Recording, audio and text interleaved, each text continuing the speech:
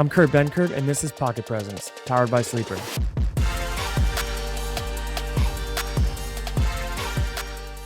Here we go, another episode of Pocket Presence. Thank you guys for coming back. I thought it was going to be a snooze fest on Sunday, but it ended up being a decent slate. But we do have some breaking news. At my time of recording, it is Monday morning, early, and Frank Reich fired. We all saw it coming, but we also didn't see it coming this soon, and we didn't see it being this bad. We knew the Panthers were a bad team, but man, they looked uninspired. They looked like they don't even want to be there. And hopefully, this can be a Trevor Lawrence situation for Bryce Young, where he gets a new guy to step in and give him a shot, give him a real chance to be a guy like a number one overall pick would expect. We'll see how it plays out. We had a huge weekend of ball, like I was saying. And man, I'm just going to cut to the chase. If you guys were following along on social media, we had a lot riding on the Gus Bus experience. 1 touchdown. I made a lot of DFS entries. And for some reason, all of them came down to a Gus Edwards anytime touchdown, which he has hit in the last 6 weeks. I believe he has 9 rushing touchdowns in 6 weeks. And this week, John Harbaugh just decided to screw us, to give Keaton Mitchell more carries, more attempts, more everything, more burn than Gus Edwards. Even goal line carries.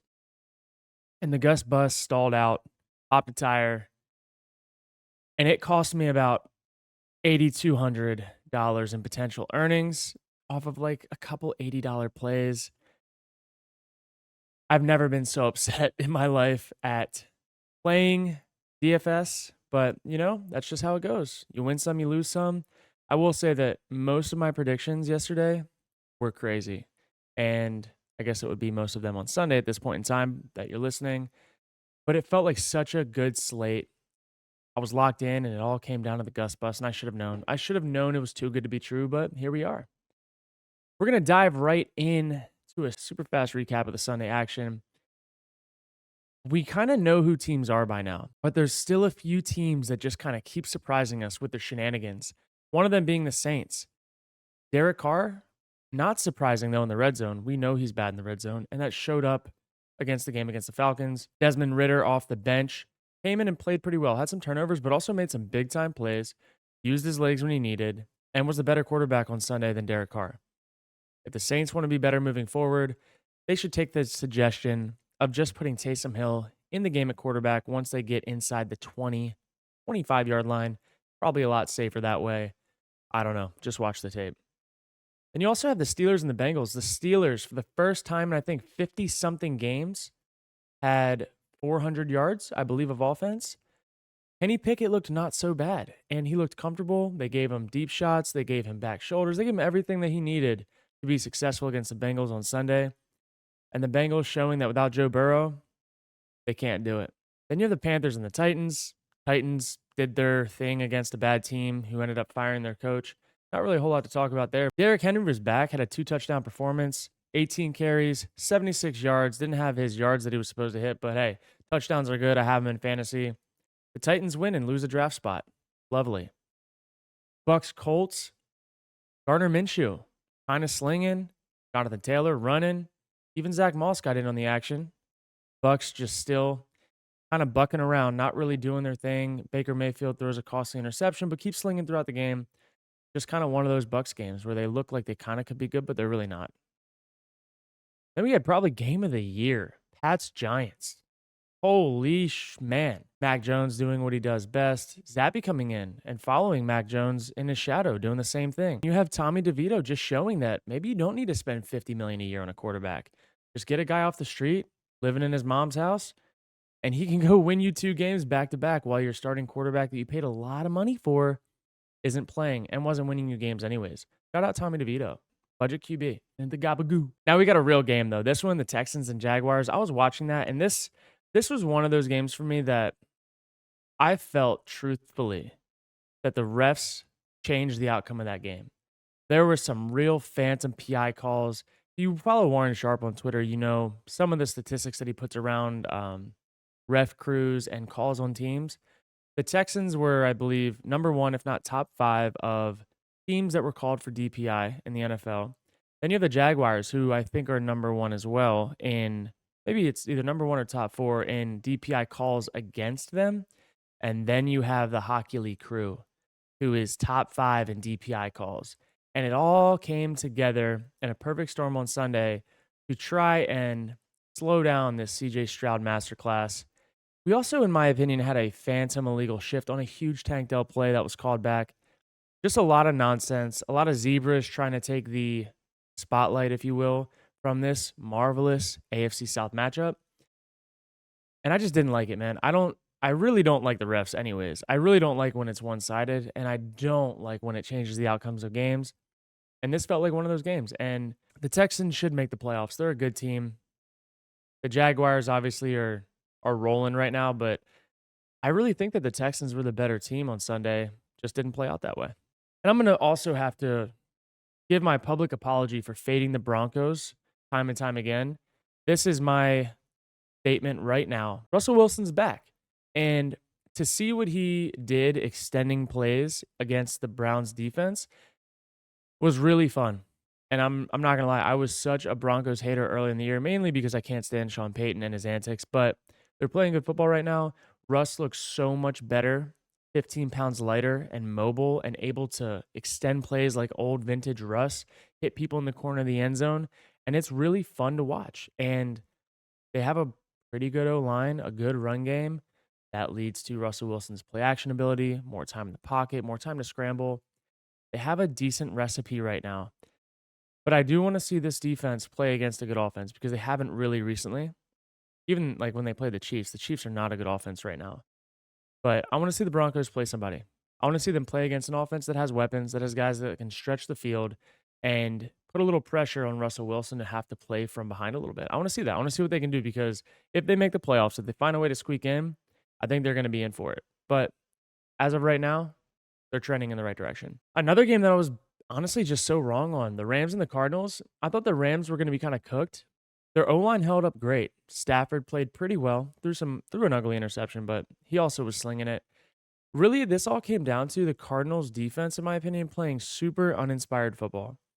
They don't look like they even want to be out on the field. As soon as a player gets around the edge on them, guys stop trailing, stop running. Like when you see the 49ers defense play and there's a big play that happens, you see so many guys running the ball, trying to knock it out late, get a late hit, not a late hit, but a hit late to try to force a ball out.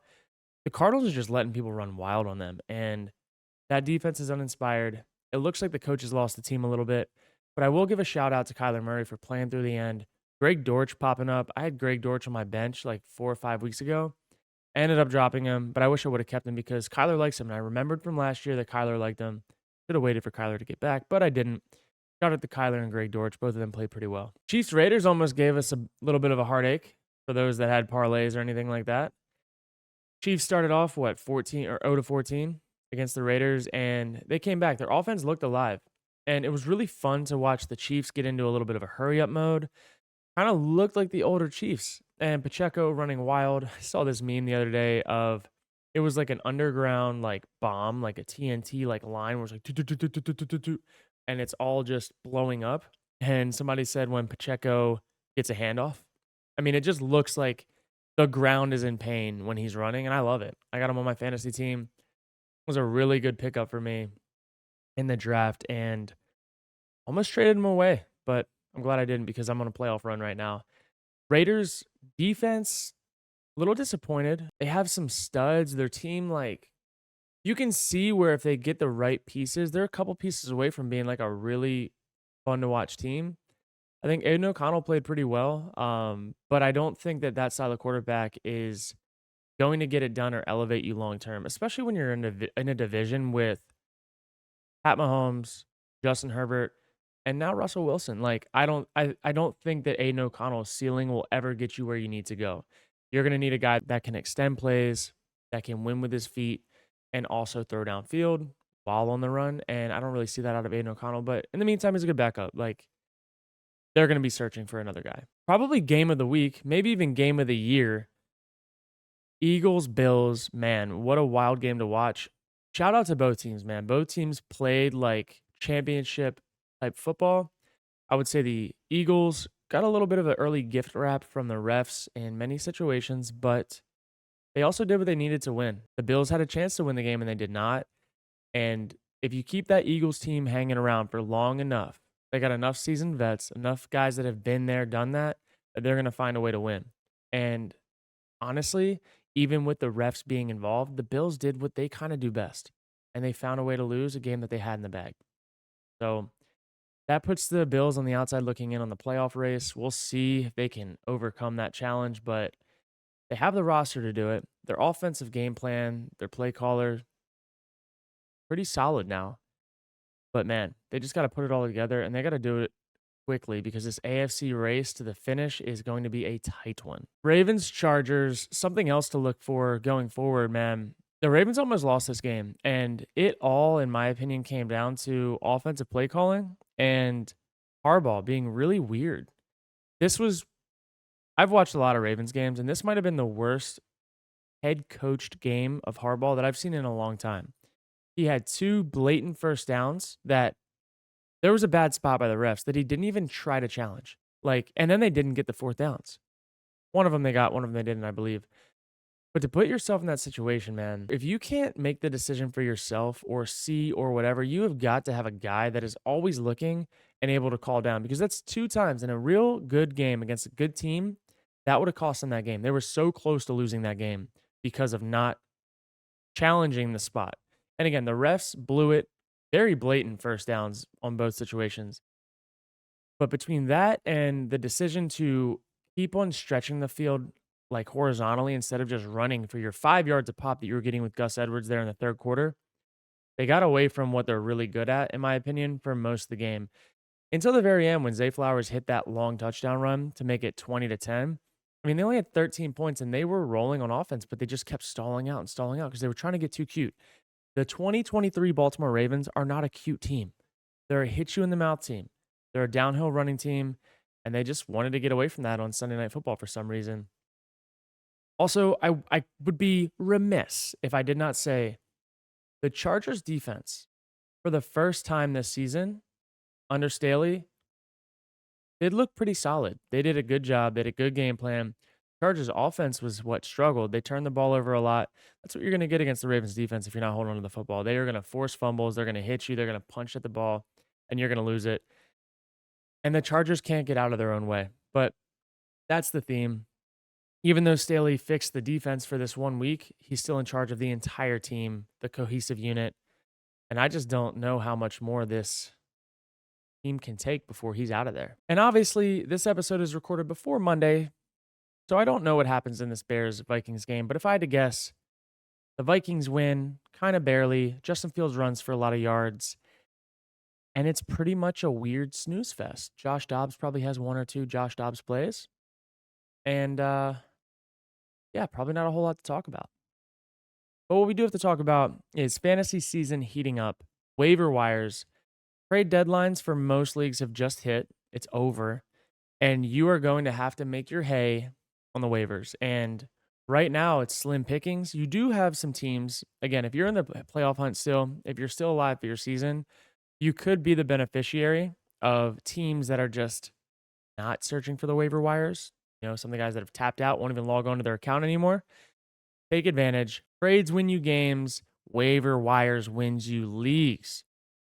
And this is what I got for you this week. If you guys are hurting in the running back category, my first one that's available in most leagues right now is actually Jeff Wilson, Miami Dolphins running back.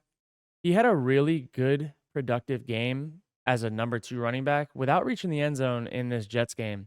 He had 3 receptions for 17 yards on 3 targets, and he had 11 rushes for 56 yards.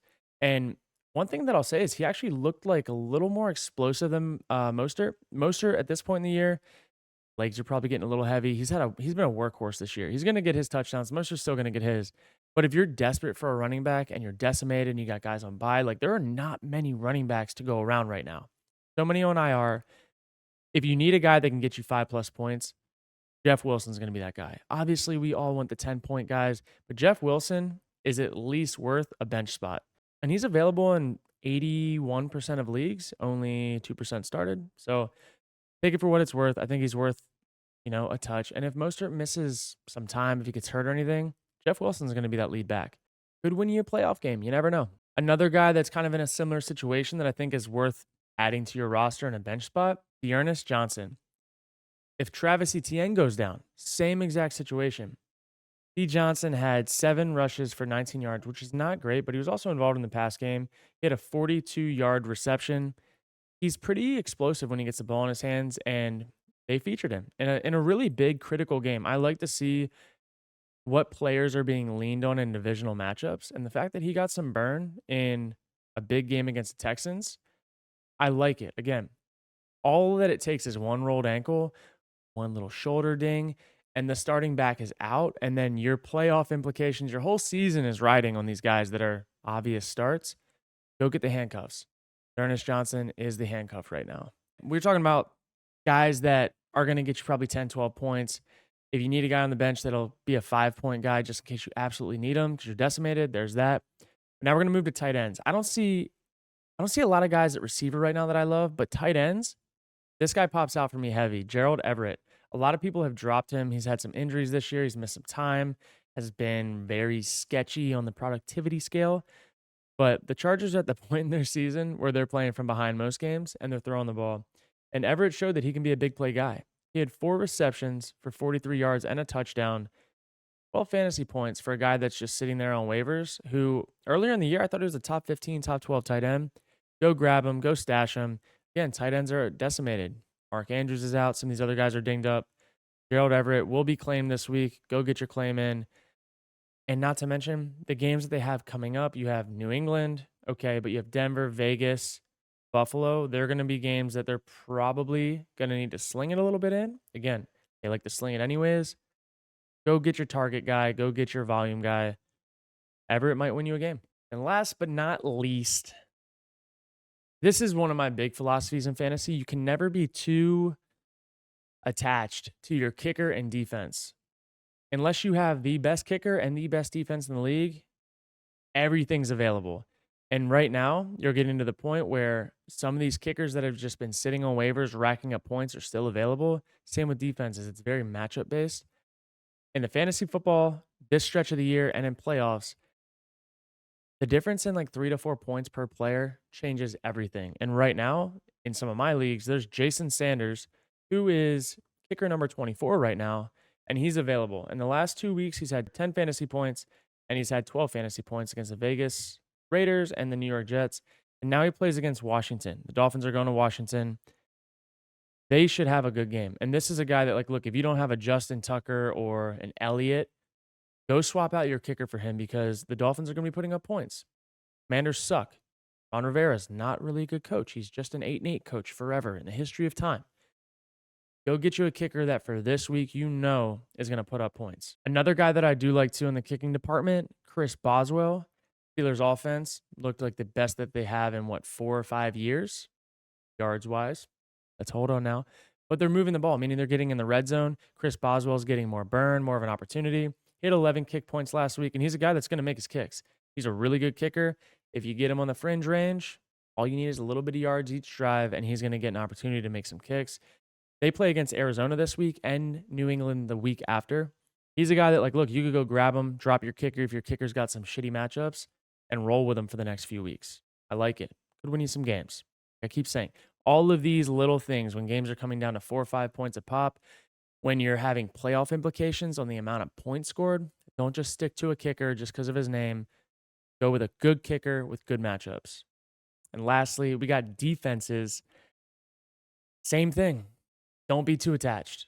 I drafted a defense this year. I drafted the 49ers defense. Like, I reached for them, and they've been pretty good for me this year. But I have put them on my bench and had better matchups with the Packers when they played a bad team. I've grabbed the Bengals when they played a bad team, and it's always worked out.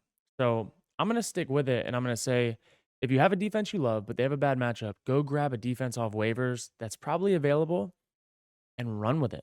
And yes, I'm looking at you, Atlanta Falcons defense.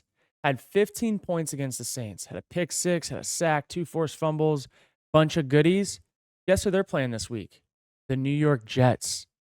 Holy shit, if I've ever seen a good matchup for a defense that's ready to go to work against an offense that can't do anything, I would be willing to put the San Francisco 49ers on the bench this week to roll with the Falcons defense.